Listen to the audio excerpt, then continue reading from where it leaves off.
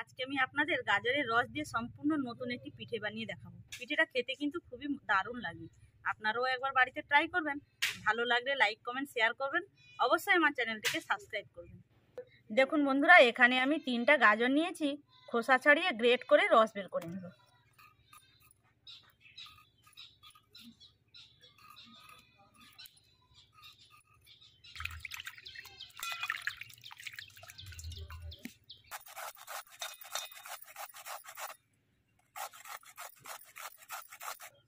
Great করে নিয়েছি, এবার মিক্সিতে পেস্ট করে নেব। মিক্সিতে পেস্ট করলে রসটা একটু বেশি বের হয়। অল্প একটু জল দিয়ে দেব। পেস্ট করে নিয়েছি, একটা ছাঁকনির সাহায্যে ছেঁকে নেব।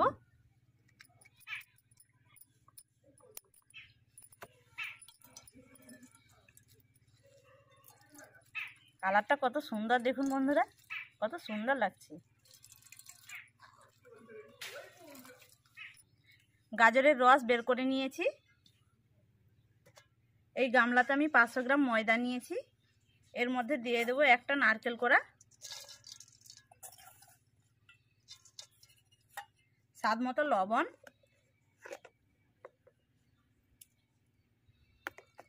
স্বাদ মতো চিনি,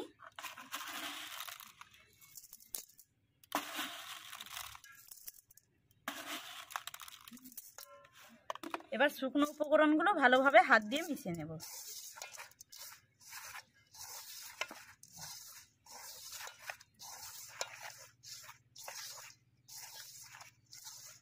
শুকনো উপকরণগুলো ভালোভাবে হাত দিয়ে মিশিয়ে নিয়েছি। এবার দিয়ে দেব গাজরের রস,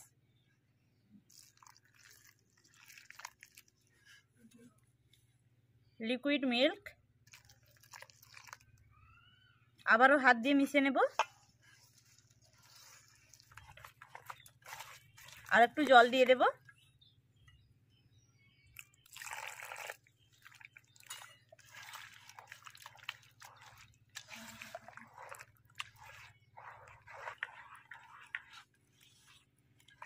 আবার একটু জল দিয়ে দেব।